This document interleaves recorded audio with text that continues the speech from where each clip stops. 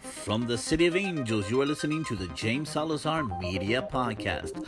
On today's episode, we're going to talk about Netflix, my diet, and the UFC. So let me strike the music and I'll meet you on the other side. Ask not what your country can do for you. Ask what you can do. It's one small step for man, one giant leap for mankind. Say hello to my little friend! Well, I am the Father. I'd like to take this chance to apologize to absolutely nobody. Engage. What's up, savages?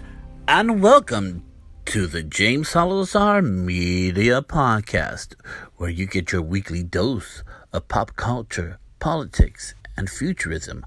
I am your host, James Salazar, a.k.a. The Media. Got a couple of things to talk about today. We are going to, as you know, I am on a diet. Been good this whole weekend. I went on the live podcast and I said to the live podcast listenership, if that's the word, told them I want to go on a diet and we're going to start marking the progress on the live podcast and also on the James Salazar Media Podcast. So far, I feel motivated and I feel focused on my goals. It was pretty easy to go on the diet this weekend. I didn't think it was going to be easy as it is, but there's something about making yourself accountable and with the potential of looking stupid and like a failure that motivates you in a way like no way before.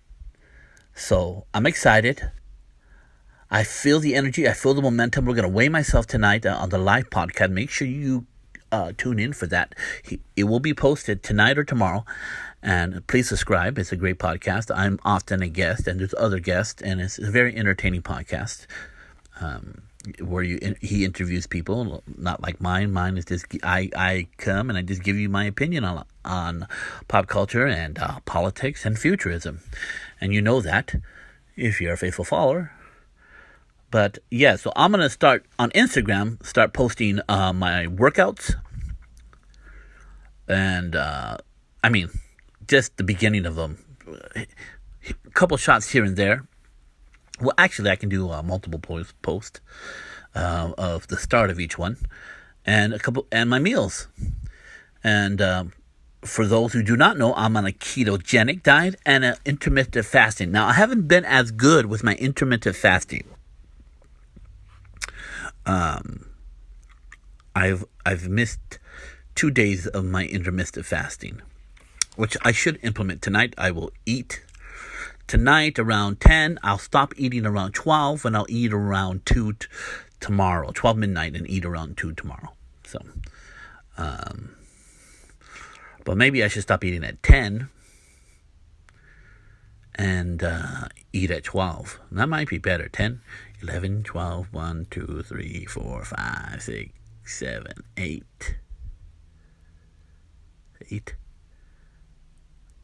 9, 10, 11, 12. If I'm not feeling it, 12, 11, maybe 15-hour fast and implement you're all counting. Just want to make sure. Sometimes I can't see it. But let's get into some entertainment. We haven't talked about entertainment news, and I saw a movie, and I want to review it for you. So let's get into it. So Netflix is in a war of words with Steven Spielberg. Now, Steven Spielberg, when it came to the Oscars, wanted to keep Netflix movies out of the running for best movies because he feels that they're just TV movies. They're not really theatrical releases. And he wants to keep theatrical releases theatrical, keep the movie experience alive. And he feels Netflix is a direct threat to that. And he's probably right, but just like a TV movie is not up for the Academy Award, no matter how good it is, he don't think Netflix and any other streaming services. Netflix is changing the game. They're doing a product that is competitive, if not more better than some of what we see in the movie theaters. And I understand Steven Spielberg's desire to keep the theatrical releases and going to the movie experience. I understand that, because I don't want it to go away. There's definitely movies I would like to see in the movie theaters first before I take it home. But, and I understand where he's coming from, and he's right. Netflix and Hulu and Prime and probably the new Disney service are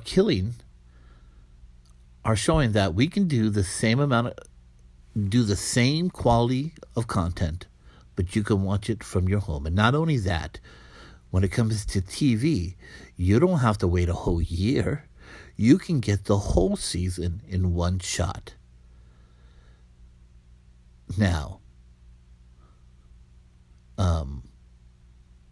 there's no commercials in Netflix because we pay a monthly subscription. That's their model. And it is killing the commercials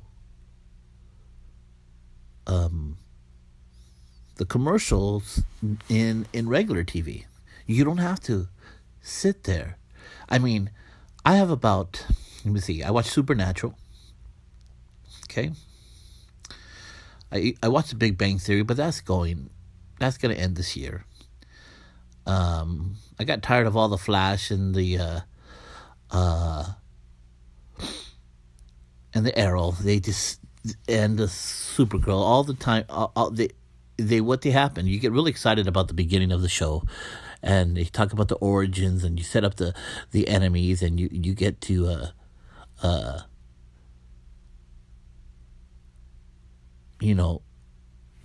the first 2 to 3 seasons is very exciting, but then they run out of things to do. That's what's so brilliant about the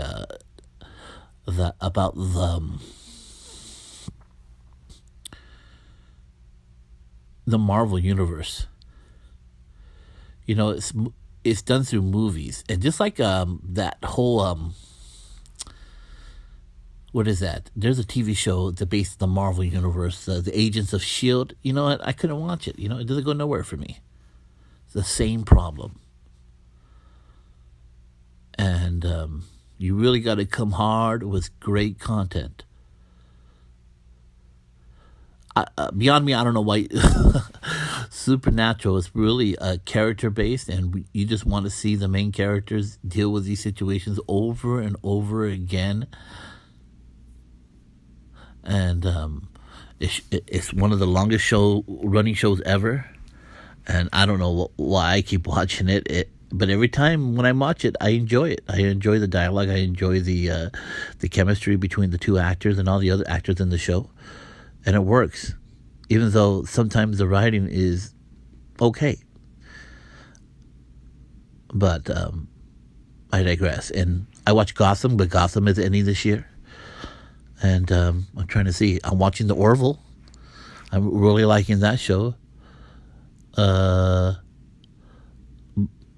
was watching The Passage, but as I moved, and I was just watching it, it was keeping me slightly interested. But as I moved from West Covina to Whittier, I lost 2 shows. I missed 2 shows, and that was enough for me. Like, whatever. Because it was being recorded by my my DVR for DirecTV, and it was in the box, and I had nothing to watch, so we watched it. But I find myself watching like Vikings and going through all 5 seasons in a row for History Channel, and I'm telling you, subscription-based entertainment. And And I know people don't like this, but I wish like 3 or 4 companies would buy out all the other movie studios, like History Channel and Discovery Channel, and so we can have a subscription base just to buy those and have everybody do the model of Netflix. Personally, maybe have like 7 different ones you're paying about $7 for, comes up to about $70, but you fine tune what you want to watch. There's no wasted channels anymore.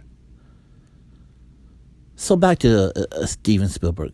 So Netflix is definitely ruining the model for TV, and it's definitely ruining the model for movies, theatrical releases. But it looks like an old curmudgeon that just wants to stop progress. But he's trying to conserve a way of life concerning watching movies that he grew up with and that I grew up with. But as you know, as the new generation comes in, they will dictate. Why am I going to go to this archaic screen when I can watch it on my big screen, my 70-inch screen with surround sound with all my friends, and have cook myself a steak, or cook myself or make my own popcorn, or get some pizza? Why am I going to do that? I mean, it's sort of like Game of Thrones is coming in April, and I just saw the new preview today. It was pretty awesome. It was intense. I'm excited, and we're just seeing the trailer was really good, and you're just seeing people being set up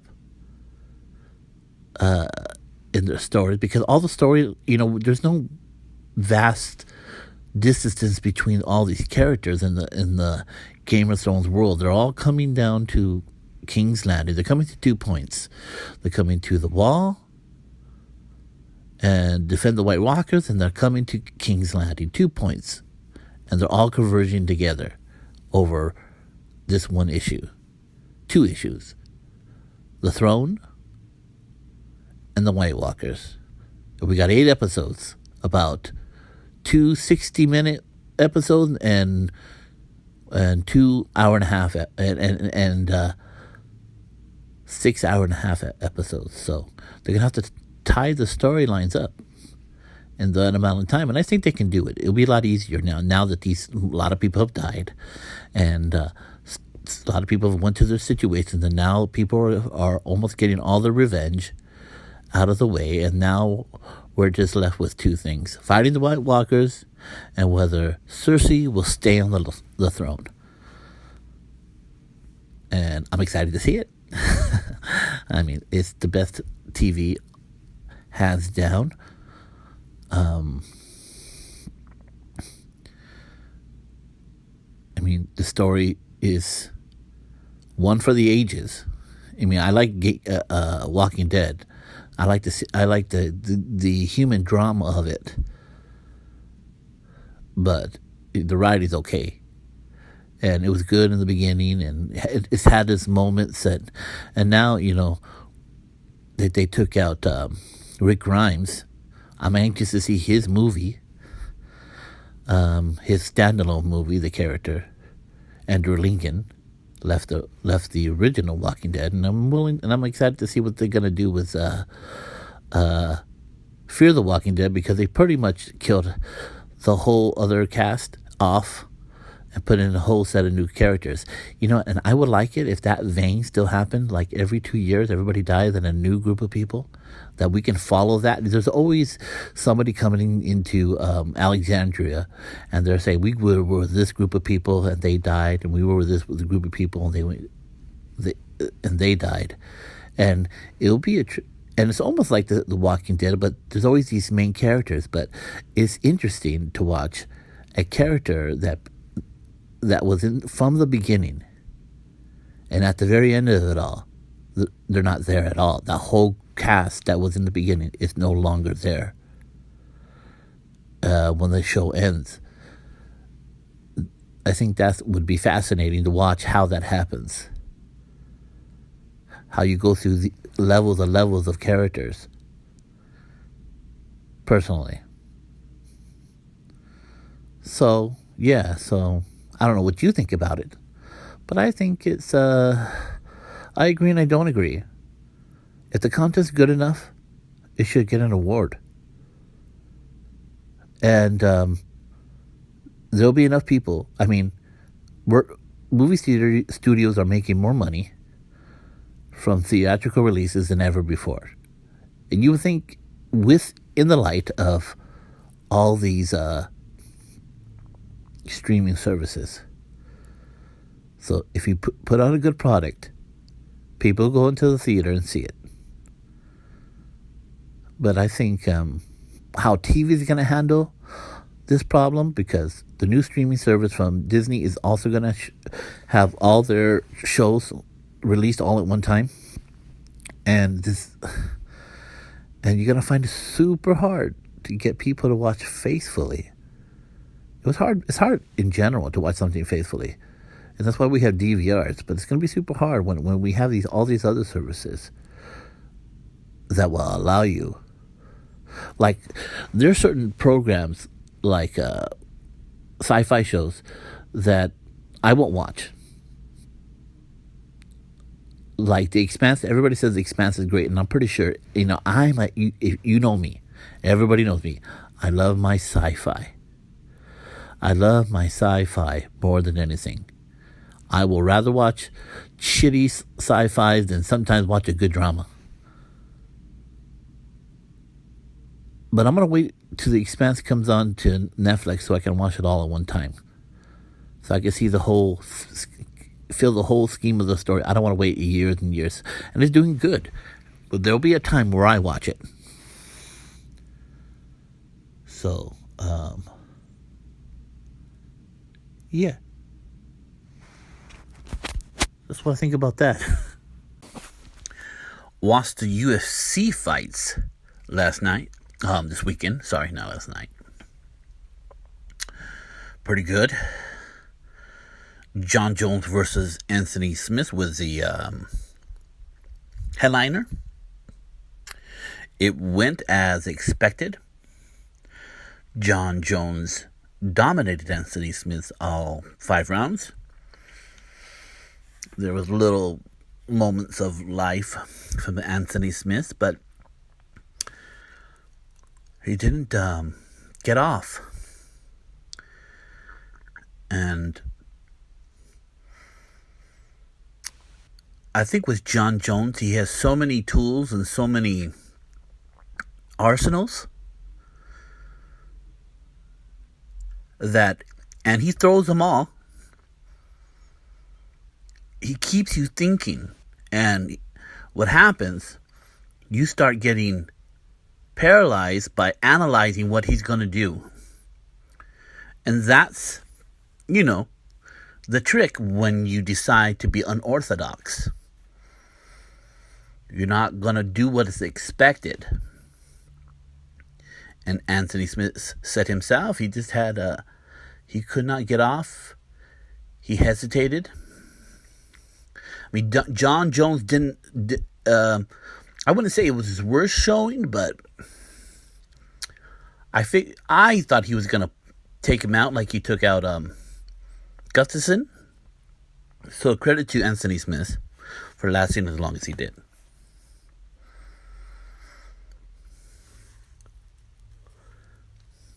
The real surprise was Kamaru Usman versus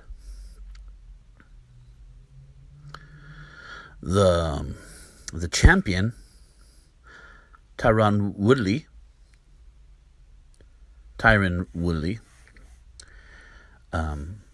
It was a total domination all 5 rounds, pressing up him against the cage, doing dirty boxing, and for some reason, and taking him down, and some reason, Tyron this weekend, they had no answer for it.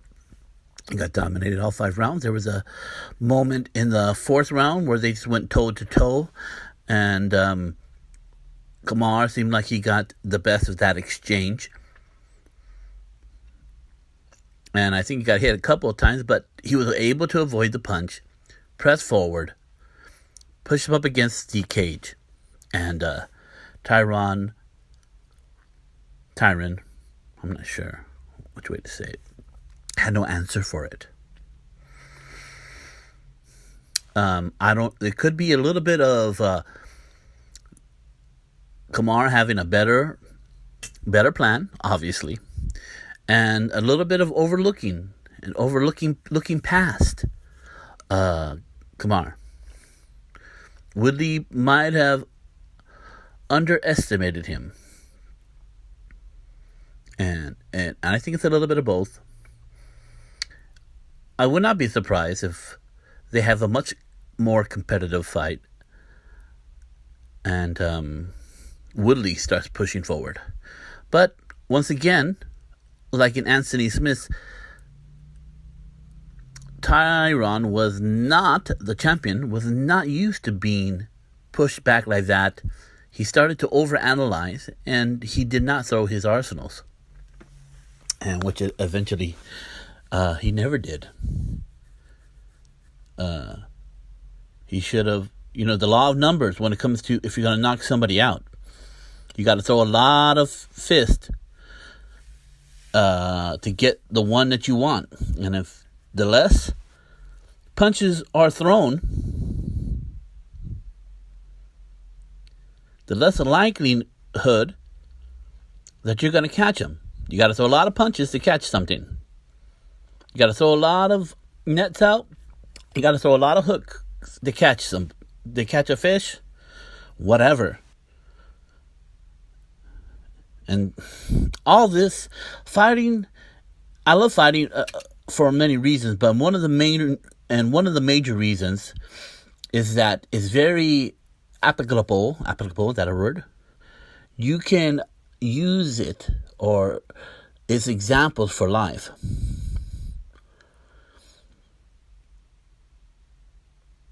We see that, the story of someone having a one-hit wonder, whether it comes to business or music, are very far and few between. Most of the time, you got to throw out the net a whole lot of times before you can get a catch. You have to try a whole lot of times. And in our society today, people want to start at the top and work themselves up. And unfortunately, it doesn't work that way. You got to pay your dues. Always got to pay your dues. Paying dues might not be a good word. But you're going to have to do hard work. If you want something great and you want to do something great, you got to work great and hard. It's the nature of the beast. Unless you're born to some rich family, you're going to have to work hard. It's not going to come to you. Believe me, I have a tendency to overanalyze and paralyze myself because I'm always looking for the perfect. Oh, I'll do this if I get this right. And sometimes it's never going to be perfect. You just got to do it and make it the best you can within your abilities. Some people are searching for perfection when they don't have the discipline or the mentality to be perfect. And yet they're still looking for perfection. That's silly. So when you're trying to obtain something that's impossible, when you don't even have the skills to get close to that, your best bet is to start doing something and get momentum. Let the hard work speak for you. Your dreams just point you in a direction, but the rest of it's hard work. One step after the other. And like Woodley and Anthony Smith, you can be so in your head about things that you don't move, that you don't pull the trigger. And life's about pulling the trigger, for sure. The third fight was Ben Askren versus Robbie Lawler. That was the most exciting fight. It went quickly. It ended controversial. As far as I'm concerned, Robbie was winning that fight. He picked him up and slammed him down. Pretty impressive. Ben Askren, to his credit, took a lot of good punches and still was able to pull it out. Now, he gets him in a headlock. And even though I think the stoppage might have been too soon, or it's not that it's too soon, it's that it looked like that Robbie was out. I thought Robbie was out from the television, but what does that mean? I'm over here watching it from TV. But if Herb Dean, which is the referee, was yelling at him, do something, and he lets his hand drop limp, and I understand you have to relax when you have a head, when you're getting choked out through a headlock. But I don't know if you let your hand fall in such a way, or you control that. And the immediate release, Robbie stands up, but you have to look active. I don't really fault Herb if Robbie Lawler was not going out, or was never in danger of going out. It's his fault for making us believe he did. You have to look active. You have to stay active. You look at wrestling, right? Hulk Hogan gets put down by the sleeper. They raise his hand once, falls down. Raise his hand twice, falls down. Raises his hand the third time, and then he shows the finger that he's getting up. Because on the third time it falls down, you're out. Well, in the UFC, if your hand falls once, you're out. He should have never let that happen. He should have gave the big thumbs up the whole time when he was asking him. So, it is what it is. Robbie is a veteran. He should have known to give some kind of sign to the referee when he was asking. But he showed the exact opposite sign. He showed some sign that looked like he went out. Whether he did or not, I'm not going to say Robbie's lying. I just think the ref had no choice but to end it in that way. And Ben Askren is not responsible for that situation, other than that he's the one that's choking. When they tell him to release it, he releases it. So, yeah, it is what it is. Robbie lost. Ben does not want a rematch. And John Jones had a good showing. Diego Sanchez had a good showing versus Mickey Gall. Knocks him out.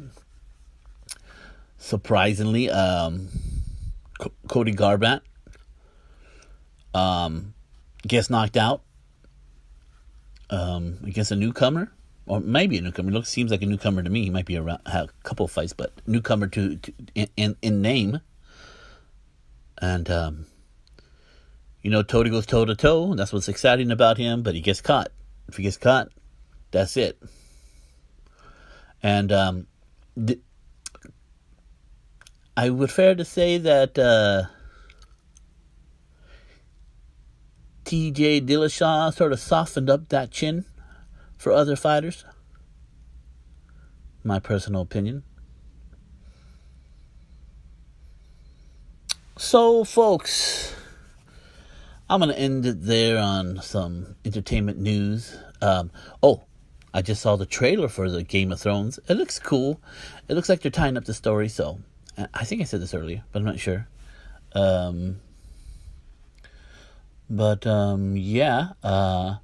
Looking forward to...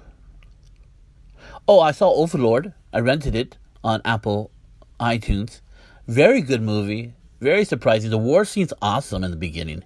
And it's hard to get my wife to watch any horror movies, and she watched it, and she liked it. So that's always a 4.5 potatoes for Overlord, for sure.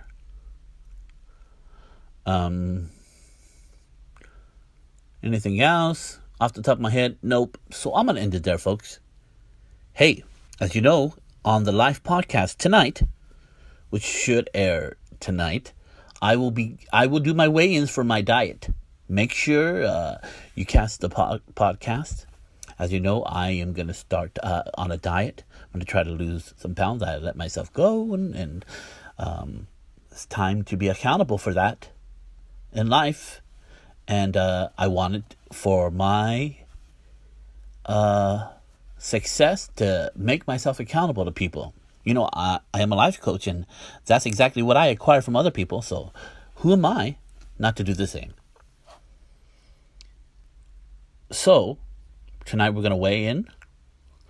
By my birthday, October 13th, I want to be at 220. I am well, never mind. We're supposed to reveal that tonight. And I will be posting my exercise program and some of my meals on Instagram for sure. For sure. Subscribe to Instagram. Also, subscribe to the James Salazar Media podcast if you haven't, if you're new. And if you are a fan of the show and you're a constant listener, please rate me 5 stars. I would greatly appreciate it. And if you want to follow me on any other social media platforms, definitely put in James Salazar Media inside Facebook, Pinterest, Instagram, LinkedIn, the Twitter, and definitely do some following. If you have any opinion about what I said, or if you want to tell me what you're excited about in the new in these new TV season or movies, put it in any of the posts, or or you can contact me on jamessalazarmedia@gmail.com, and I'll read it on the podcast. If you're looking for some services in coaching, we are going to have a coaching matrix coming up in maybe April. We're setting up for it. Group coaching. If you want to be a part of group coaching, it is digital. You will meet 3 times a week, and we get about 10 people in a session, and you get to meet new people, and you both get to share your goals and dreams, and you all become accountable to each other.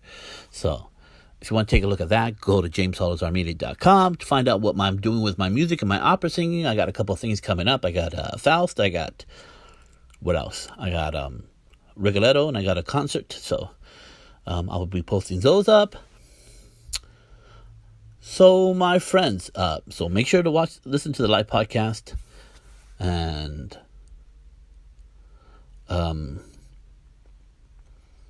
check that out. So my friends, when the storms of life come against you, and you find yourself on your knees, stand tall, hold your head up high, and say what my sensei Jack Burton always says: give me your best shot. Strike the music.